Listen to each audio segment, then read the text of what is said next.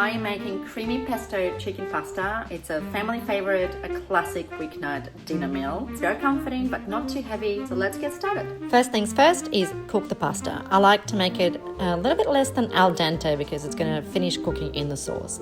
Then we're going to cut and season the chicken and we are going to be ready to cook. Kind of like a one-pot dish, so you want something like a saute pan or a deep frying pan like this, because we're going to pan fry the chicken first and then we're going to make the sauce in the same pan and then we're going to add the pasta. So you wanted something deep and large.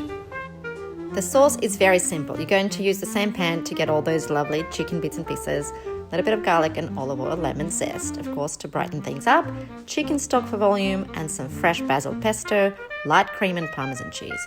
Stir it through. It's going to look very thin, but let it bubble away for about 4 or 5 minutes.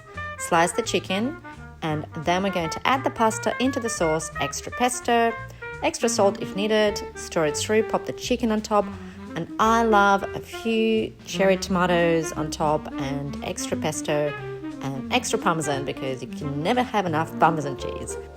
I hope you try it. My family loves it. I highly recommend it.